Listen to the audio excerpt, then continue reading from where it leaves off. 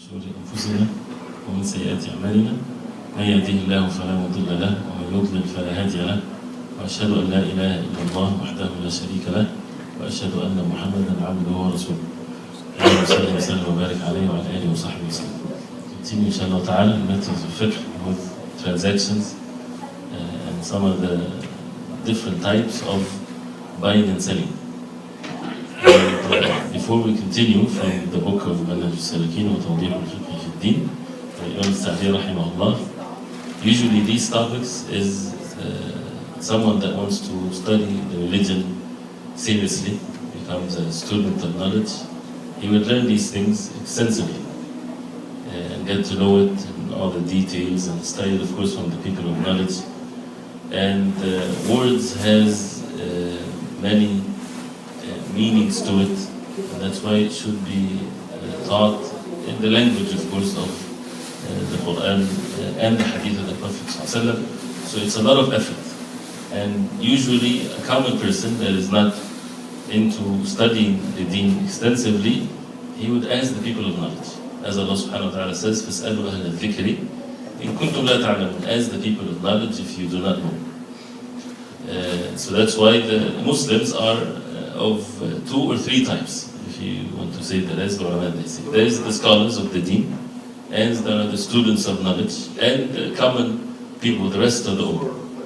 The scholars, of course, they the ones that have the knowledge and the fear of Allah subhanahu wa ta'ala and apply that and so on. And those who study the Deen and studying the Deen full time. All of their time is given to study the Deen. Then the common person, he wants to worship Allah subhanahu wa ta'ala the right way. He's seeking the pleasure of Allah subhanahu wa ta'ala, and it's not mandatory for the whole ummah to be scholars of the Deen, of course. But the minimum requirement for every Muslim is to establish the obligations. And what I mean by minimum requirement doesn't mean to become disbelievers, but I'm just saying for a Muslim to be away from subjecting oneself to the anger of Allah subhanahu wa ta'ala, a person should fulfill the obligations, stays away from the haram, know the halal and know the haram. And livelihood things, whether it's relationships or transactions, many people, they don't consider it part of the Deen. They might not say that with their words, but they say it with their actions. And for many reasons, and this is not the time to discuss this, but it shows in our actions that a person might, make the salah, learn the rulings of the salah and so on, but doesn't know the rulings of buying and selling. Doesn't know the rights of his wife, or the wife the rights of her husband, or things like this. So either a person has the knowledge of it, or he should ask the people of knowledge. Because everything, there is a ruling, and there is halal and haram, and we have to have the fear of Allah subhanahu wa ta'ala. And there is no excuse if someone would say, I do not know, I don't have the knowledge. There is no excuse, especially when it comes to matters of riba, usury transactions, because the subject of the riba, as we said, already is a difficult subject. So it's not like most of the people, they don't understand the details and what riba really is with the different transactions and so on. So does that make it then most of the ummah of the Prophet ﷺ don't have the knowledge, so it's okay for them to deal with riba and usury? Of course not. And this is not what I'm saying, this is what ulama said. And this is something that Imam Qutubi rahimahullah, he explained that in details. That it's no excuse if somebody doesn't know the rulings of riba and so on, if they fall into the riba. Because they're supposed to ask, because it's already a difficult task. So, but while we're discussing it in details, not too much details, and sometimes a person might even misunderstand things because it's already an issue. People do contracts and they sign contracts and do all kinds of things without referring first to the people of knowledge, because riba becomes common factor in all transactions now. Exception is something rare. Almost every contract you would find a condition in it that has a riba thing in it or something haram. So we have to be very careful. We don't choose the time that we live in. So it's time of fitan. Yes, we have to be patient with the deen of Allah. We can say, well, it's everywhere, what can we do? No, we have to be patient with the orders of Allah subhanahu wa ta'ala. So the reason we're explaining this might not be the norm of durus in the masajid, which but it's because it's there. It's people are already dealing with these types of things, and many of them they're not asking the people of knowledge, which is a dangerous thing. To just get an idea doesn't mean that we'll be experts when we hear these lectures, but to get an idea. And please do not build an action based on what you hear, right? Unless you ask about your specific situation, right? Because a person might understand one thing, but when he applies it on his case, it's a totally different thing, right? So then a person might take an information and apply it on himself, and this also is a dangerous thing. So again, because maybe we didn't discuss it extensively. So whenever you want to apply something, unless the matter is very obvious and clear, then you have to ask for your own personal situation, right? And not just to apply it because this can make a person apply something wrong. Last time we talked about the choice to break a contract, and the different types of this. And one of the things that we should witness clearly is the perfection of the Deen of Islam. This is a miraculous Sharia. The rules and legislation is miraculous in its nature. Why? Because there's nothing left. There's no guidelines is missing. That for the best of the life of this dunya and the hereafter, and it sets the goals, the Deen of Islam, because it's from Allah subhanahu wa ta'ala. There are certain goals that are set, and then you would find the rulings would never be an exception to these goals. Always goes by the principle. Unless there is something is needed, you would still find the rukhsa or the break still part of the deen. Right? So when we say the deen is easy, right, the deen itself is easy. Not to compromise the deen makes it easy. No. The deen itself would have the ways for the person to have one's life easy, but the goal is not to make the life easy according to our standards. The easy life is the life that is fulfilling the orders of Allah. The life that when you're able to fulfill the orders of Allah, this is the easy life that would lead the person to the Jannah of Allah subhanahu wa ta'ala. So we talked about that chapter, and the last thing that we talked about was al-iqala, or when a person forgives someone after the contract is done and it's finished, and then he come back and he says, I'm sorry, I changed my mind. Can I return it? Return this thing that I bought from you, right? You have the right to say no, the matter is finished, and there's no one of the conditions that were mentioned, there was no fault, nothing whatsoever. You don't have to return it. It's absolutely your right. But the Prophet ﷺ mentioned the virtue of someone would relieve a Muslim from something that he purchased and he regretted it. He's not like abusing it. He just regretted that he did that. If you take it back from him, this is a great deed. Allah subhanahu wa ta'ala will reward you in the same manner. How? In the day of judgment, Allah subhanahu wa ta'ala, one of your faults will be relieved, and the person would be forgiven. So this is again to show that the matter of transaction is not too dry. It's not just rights and that's it. No, there's an element of goodness and akhlaq and manners that has to be observed. And the hearts has to be, when a person is dealing in any transactions, should be also thinking of the other side as thinking of one side. So the next chapter says, Babu Salam. And Salam, it's not salam or anything, but as he says, لغة الإعطاء واصطلاحا بيع موصوف في الذمة ببدل يعطى عاجلا. الإعطاء, to give someone something. That's what literally it means. But this is a type of transaction or a contract between two parties that is basically you're selling something not present today.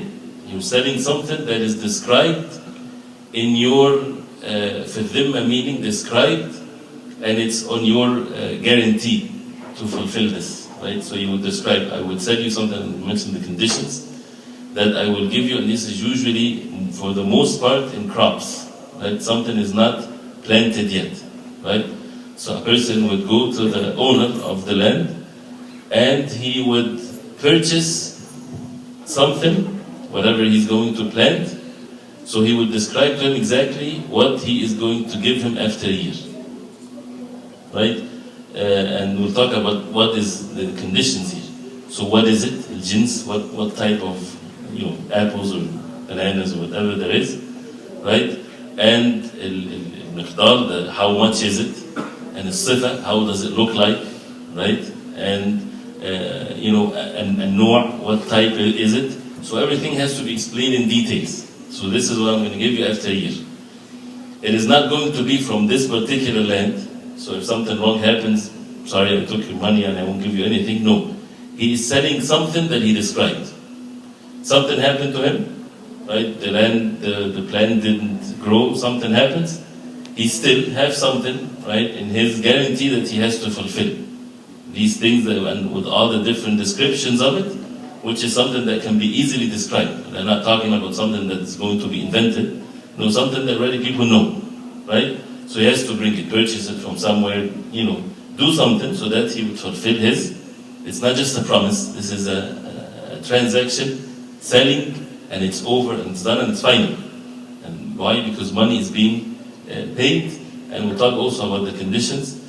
So this is just in general, this is the definition of بيع موصوف في الذمة, so it's buying or selling, and it's about something that is not present today, but it's been mentioned, right? And you guarantee this.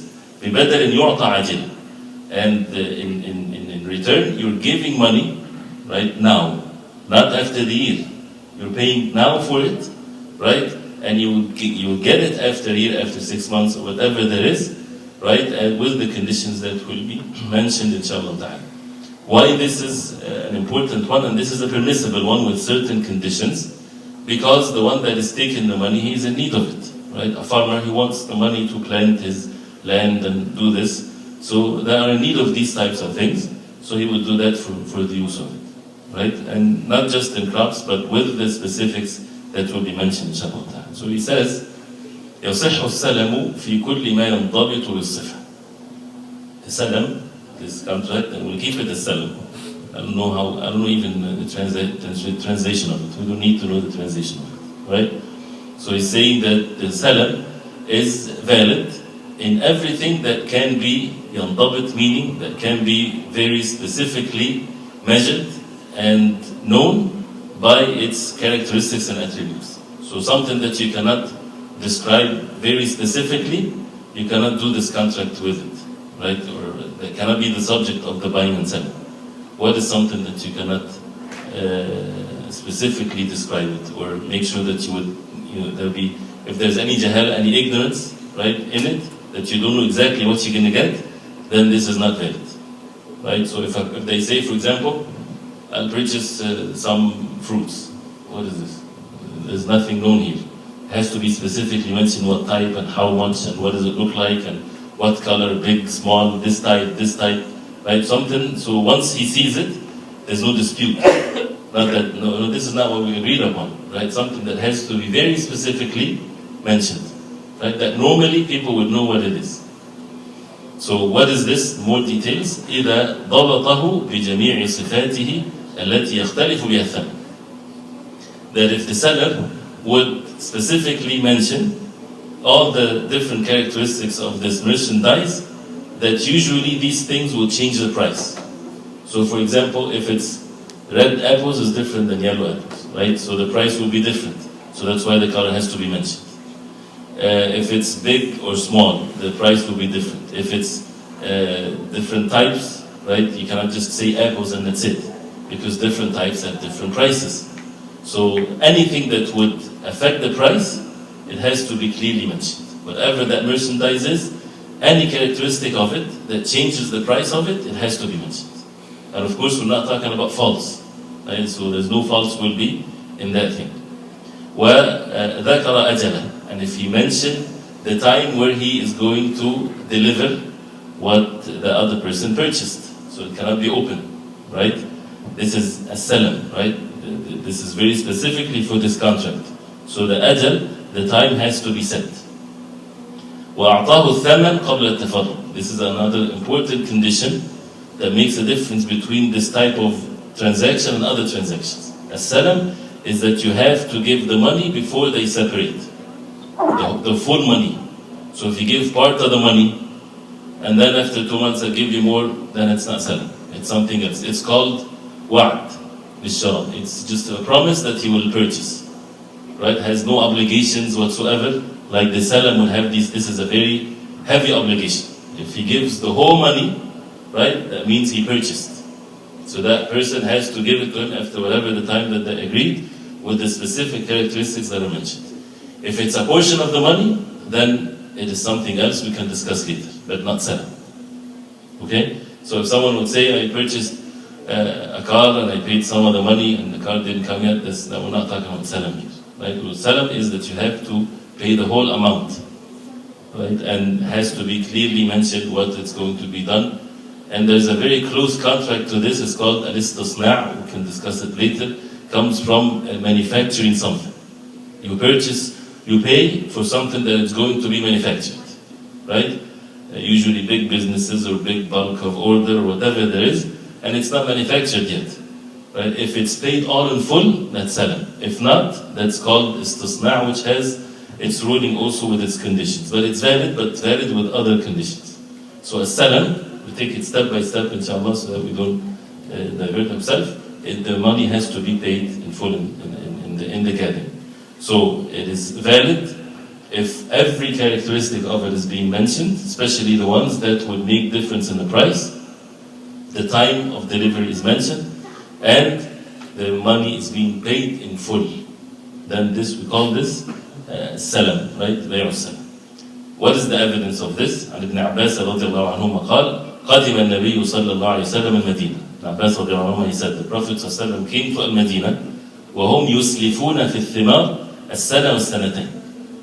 And the people yuslifun, right? And yuslimun is the same thing. Yuslifun, they borrow or they do what we said in al-thimar, in the crops, as-sana wa sanatayn, 1 year and 2 years. They do that for even 2 years, that he would pay now and purchase now, but he would get it after 2 years. So he would do it for 1 year and after 2 years. So the Prophet ﷺ said, when he found that this is the people of Medina doing this, he said, Man aslafa fi shay, whoever give money now for something that he will get later, right? In anything, fi shay, right? In anything, فَلْيُسْلِفْ, then he should do that, fi kaylin ma'lum, in something that you have a specific volume, وَوَزْنٍ ma'lum, and a specific, well known to both parties, weight. إِلَى أَجَلٍ ma'lum, to a specific, ma'lum is known. إِلَى أَجَلٍ ma'lum, to a time that is known. So these three conditions, the Prophet ﷺ mentioned them, because they would do this, right? And human beings, they just do whatever. Sometimes those who are in power are those who have money, so they would mandate their conditions, right? Those who are in need, they would accept anything because they're in need. So you will find the Deen of Allah subhanahu wa ta'ala and the way that the Prophet ﷺ said it, with the specific things that would guarantee and protect both sides. So he said, alayhi salatu wassalam, man aslama bi shay, whoever take something or pay something or purchase something for something that he will get later after a year, after 2 years, then it should be in something that if it's something to be measured by volume, then the volume has to be or by pieces, then has to be done by that, very specific, how many of them, right? How big it is or small. If it's by weight, then how much is the weight exactly, and to a specific time. And this hadith is in Bukhari and others. And he said, alayhi salatu wasalam, قال صلى الله عليه وسلم, من أخذ أموال الناس يريد أداءها أداها الله عنه. Whoever takes, and this is more general hadith, in anyone that takes the money of people, whether it's as a loan or like a salam here, which is the salam, it's somehow kind of like a loan, right? But it's not really, it's a transaction of buying and selling. He said, alayhi salatu wasalam, man akhada, whoever takes amwal an-nas, the money of people, yuridu ada'ah, he wants to, with the intention that he wants to either get it back to them or give them what the money is for, like in that case. That he's not playing tricks, he's not deceiving them, because this can, a person wants to deceive people, he'll take it, the easiest part is to take the money. And then the hard work, he will be lazy, he won't do it the right way. He would say, قَدَّرَ اللَّهُ مَا شَاءَ فَعَلَ, things happened and I lost the money and I this and that. And so many things like that happens between people, especially when they take money for loans. And that's why a person has to fear Allah subhanahu wa ta'ala. And Allah subhanahu wa ta'ala knows what's in the heart of a person. So whoever takes the money of people, whether it's in loans or any other reason, yuridu ada'ah, he wants to really give it back to them or give them the value of what they paid for. أداها الله عنه. Allah will أداها means Allah subhanahu wa ta'ala will do that on his behalf, meaning that he would make it easy for him, that he would fulfill his promise, he would fulfill this amana. Allah will make it easy for him. وَمَنْ أَخَذَهَا يُرِيدُ إِتْلَافَهَا. And the one that takes the money of the people and he wants to ruin it. His intentions is evil. It doesn't have to be that he's that evil person that wants to steal the money of people. Sometimes a person is sincere, but because it's not his money, so he won't give too much care of what he's doing. He didn't spend much money, right? So he would be careless in taking care of whatever he wants to make, and because it's not his money, and he should test himself. If it was his money that he earned and he saved for tens of years, then he would sweat for it and he would work very hard for it. And this is also something that happens when people become partners. Many cases in America and elsewhere. A brother has money, another has some talents or in the business somehow. So you tell him, partners, you with the money and I'm with my effort, which is fine, right? There's nothing wrong with this type of partnership with conditions. But the one that takes the money, he doesn't work too hard to make sure that the money is profitable. Because he did not sweat to get this money, right? So he loses it. He's honest and everything, he did not steal anything, but he, يغامر, meaning that he would, what's the word for it? Risk. He would take more risks with it, in which if it was his money, he wouldn't risk the money that much, right? It goes into types of transactions and for example, making sure that the place is decorated so much when it's not needed that much. Of course, if it's needed for the business, things like this. It happens all the time. It happens for people, even they might look very righteous and very religious and everything, and they take the money of people and they end up, not able to do anything. And they call them thieves. They're not necessarily thieves, but they're doing what thieves do. Right? They didn't have the evil intentions inside necessarily, but they didn't take care of it. But at the same time, things can happen, and that's why there's partnership. And when someone goes with his wealth and someone with his effort, right, at the end, if there's a loss, who would bear the loss? The one with the money, not the one with the effort, because he lost his effort. You understand what I'm saying? But there are conditions to it, right? So if you have money and you say, okay, you can fix whatever, cars or whatever business you can make, okay, I'll put my money and you put your effort. At the end of the year, they will, see what's the profits and so on. Say if there's a loss, and this person did not sit back and be lazy. He worked very hard, but there was a loss. Who will bear the loss? 100% the one with the money. The one with the effort should not bear not even 1 cent, because he lost his effort was put there. You understand? And he should not take a salary, right? Because they are partners. He is not to take a salary. That's not right. But they're partners. He's with his effort and he's with his money. So the profit is shared according to whatever percentage they agree. But the loss is on the person with the money, because the other person lost his effort. Okay? And this is one type of partnership. We're not talking about partnership now. So, but the point is, whoever takes the money of people and he wants to lose it, ruin it, right? أتلفه Allah. The same word is used. If you say ruin, Allah will ruin him. Right? He takes the money of people to lose it, Allah will make him lost. He takes the money of people to, whatever other words you want to say, whatever intentions that he has, right? Allah subhanahu wa ta'ala will treat him in the same manner of his intention. The reward or the punishment is given from the same sort of deed that a person do. Allah is the most just. And that's why we have to be very careful with what's in our hearts. If a person intends good, Allah subhanahu wa ta'ala will aid him according to his intention. If he intended evil or did not really pay attention or doesn't care too much about this trust, then his same affairs will be dealt with accordingly when he is in so much in need of it. Like, for example, his rewards in the hereafter or even matters of this dunya. Atlafah Allah, this is a dangerous thing. Allah subhanahu wa ta'ala protect us from that. Atlafah Allah. Al-talaf is when you take something and you break it into pieces. It's no good anymore. You cannot bring it back together. You cannot assemble it again. You have to throw it in the garbage. You cannot even sell it as junk. Right? So if someone, you see the word is mentioned, أتلفه Allah, Allah will make him like this. Ruined as a result of his intentions to ruin, what people earn and have and everything. So you see how it is strongly linked, the punishment and the pleasure of Allah subhanahu wa ta'ala and these things, with things that people don't think religion when they deal with it. What's money? You don't feel khushu' when you're making money. You don't feel like there is punishment coming or rewards coming because it's not in the masjid, because there's no Quran is recited. So we think that this is not Deen, this is Deen. This is all Deen. And that's why it's very important that when you're dealing with people, give me, take this and that, either a person, this will be a reason for him to go to Jannah or go to the hellfire. Right? So the manners and the right intentions and the sincerity in the heart, something that should be clearly done. And how many sad stories, of course, you hear. When people say, oh, it's a disbeliever, what's wrong?